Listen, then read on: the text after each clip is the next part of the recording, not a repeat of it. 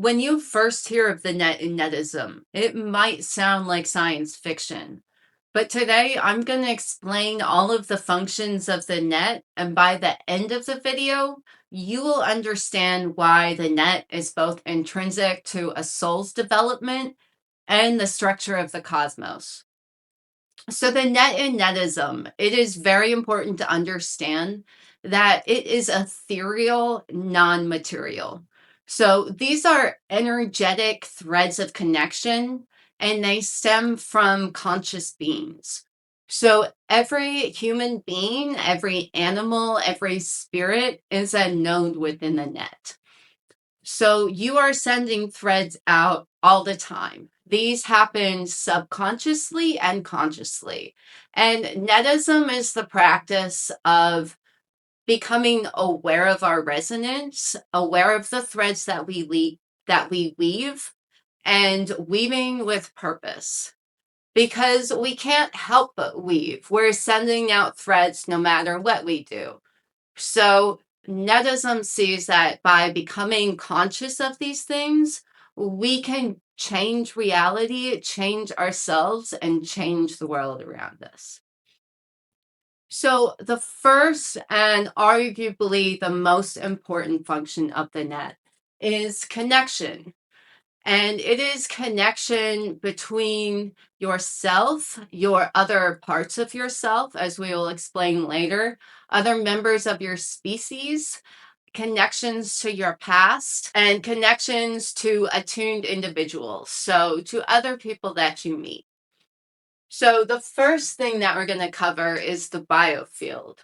If you are unaware of Rupert Sheldrake's morphic resonance theory, you definitely want to check it out. What he explains in his theory is how each member of any species, human or animal, even plant and below, down to crystals, has a biofield. And this biofield stores information. And every experience of that species member updates to this field. And it comes through as impulse and instinct. So it was really evident in one of Sheldrake's experiments with rats in a maze. Rats were solving a maze in one group, and in another group, in another laboratory, on another side of the city, rats that were tested the same maze were still started solving that puzzle faster. Now, biologists wanted to rule out genetic components, and they did, and they still can't explain why this is happening. Now, Sheldrake has tracked this through different species, through humans solving puzzles, through IQ tests, and it's definitely worth checking out. So what we explain as the net, this is one function of it, is sending information is impulses throughout the species. So we experience this as the collective conscious. And it's also important to understand that this information is often subconscious. So we don't really know where it's coming from, but it's still coming to us. We see this in trends. People automatically start gravitating towards a certain thing. And then it's the next thing. These are waves of the net within the subconscious reaching through. Now, we also have connections that we foster, and these are with individuals that we meet in our daily lives. Now, attunement matters because if we come across a person that we're on the same wavelength with, like they see things similar to us and we can get along, those connections are a lot more likely to foster. Now, we can also have connections very strongly with people that we come across with very often, like members of our family. We have very strong threads with people that we work with, that we see very often. We're going to have threads. But most likely, those threads are going to be the strongest with people who we resonate with. So if you find that you have a lot of people in your life who you find irritable or that you don't necessarily get along with, What Netis would say is that you need to do an honest assessment internally and change your resonance. And by shifting your resonance, shifting your thoughts, you will attract different things into your lives. Multiversal expressions. The Netism calls these soul shards, and these are essentially different parts of your same soul split across time and dimension. So you essentially have other aspects of yourself who are living similar timelines and making different decisions. And you're always connected with them. The spirit is aware of all of these other aspects, but your conscious mind is turned off to it. And that's so you can experience your life. Your experience is actually very important to the net. It is all of the collective experiences lived differently that make up the whole. So even your mistakes, they're super important to the entire system. Everything gets updated. And there's also, it says that you yourself have a whole vast amount of information. You have the information of the collective consciousness, but you also have all of the information from your soul shards who are living all of these experiences at once. Now, a lot of people say they feel like they have a spirit guide. Now, in Netism, we would say that you absolutely do, and your spirit guide is your ascended self. So there's parts of you who have already ascended, and those parts of you are very invested in your overall ascension. They want you to join them in the cosmos and move on to the next cycle. So they're sending you little impulses. Now, we don't always pay attention to these, but maybe we should. If you've ever had a feeling like maybe I shouldn't go down that path, but you did anyway, you may start to realize why listening to your intuition is so important. It's an old cliche, but you really do have the best information internally. Your own inner compass, your own gut feelings, what you see when you meditate or reflect, all of these things are your inner insights coming through to the consciousness. Pay attention to it. So, memory. Memory is another extremely important function of the net. And if it didn't offer this, then I don't know how life would even progress, because the net holds memory from every single life that you have lived before, as well as the lives of your soul shards. It is a vast database. Now, a lot of people may know this function as the Akashic Record.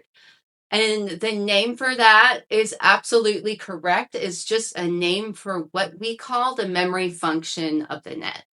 Akasha is actually a Sanskrit word, and its oldest translation is ether. And ether is what we describe as the non-material substrate. So it's basically the same thing. It's the ethereal database. It's non-material. It's information that lasts for essentially the lifetime of a soul. And it also holds collective experiences. So all of the experiences of humanity as a whole, the history of the earth, all of these are collective.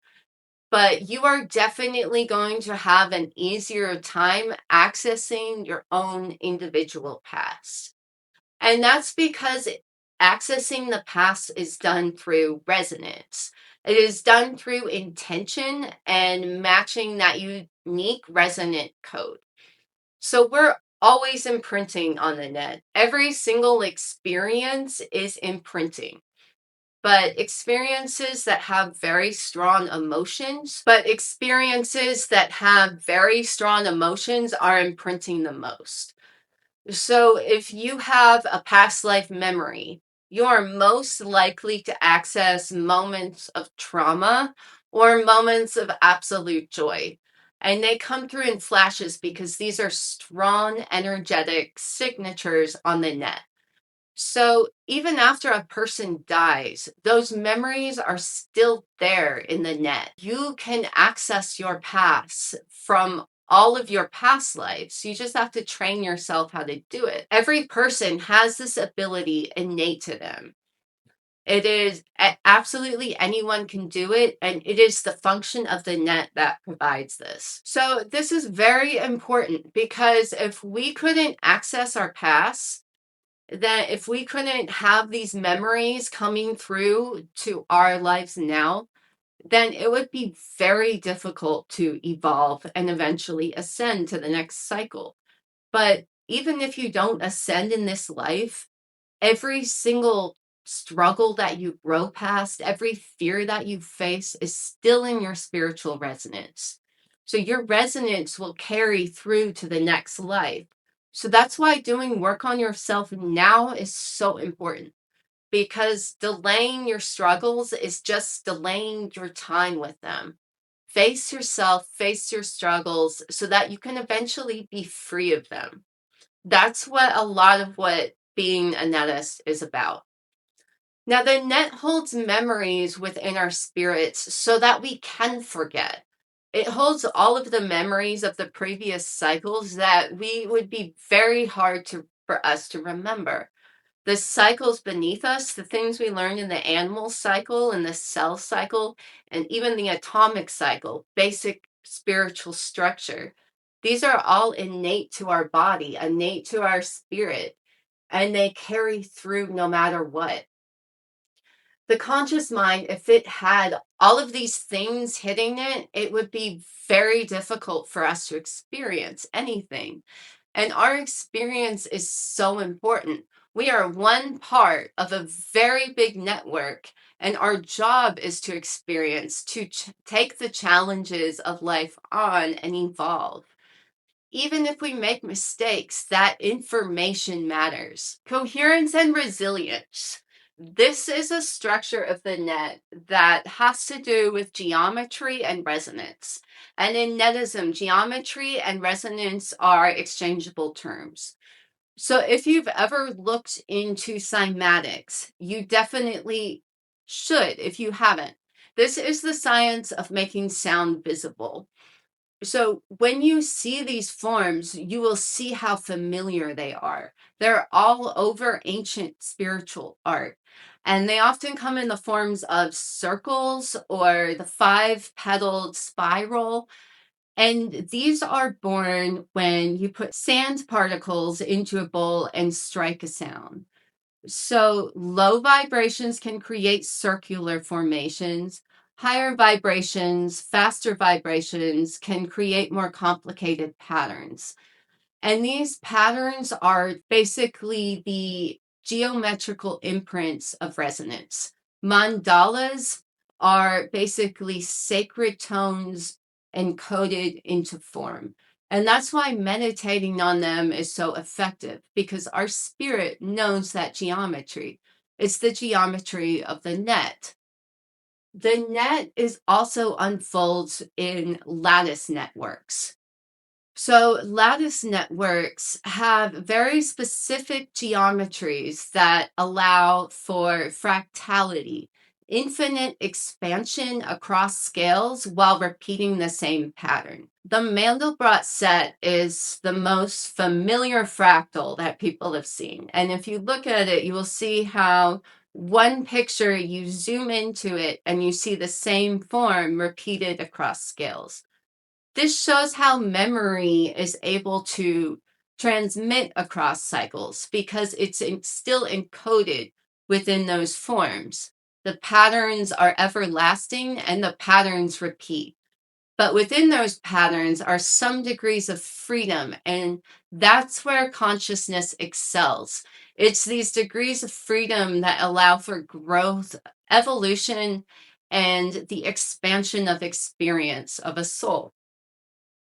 So it is the geometric resonant coherence that allows the soul to maintain lasting form. It means that information can cross scales and still be there. It allows the structure of the soul to maintain coherence. So the last function of the net has to do with how the net is able to maintain form basically eternally without breaking. And this is the balancing act of the net. In Netism, we go by the Egyptian word mahat, which means cosmic balance. And this basically means that the net has a way of redistributing energy when it gets concentrated too much in one spot. So, in practice, I want you to imagine a company where the top people in the company are siphoning money from both the employees and the investors. Eventually, this corruption becomes exposed and it leaks out, and the funds have to be redistributed. Now, the CEOs may see this as punishment, but it's not actually punishment in the Netis view. It's just the natural tendency for the net to redistribute energy. So, collective evolution. This is one of the 9 points of netism because evolution, lasting evolution, cannot occur for a small group of people at the expense of others. This is why education and collaboration is another point of the 9 points of netism. We are all about spreading knowledge to anybody who wants to hear it. So we have a social page, livingnetism.com. That's just getting started. But if you want to hop on there and share ideas, you are definitely welcome to, and take part of the Netism group, which is growing very quickly. The net is eternal and it holds all memory from all past of all beings, and it connects all beings. It ensures that none of us are alone. And this is the foundation of the philosophy behind netism. We are not alone. Greed, selfishness, none of these lead to the lasting evolution of a soul. Every individual enlightenment spreads throughout the whole, and it spreads throughout the community. So if this is something that you can get behind, definitely go to netism.org, join the community, and keep following our channel. Thanks for watching.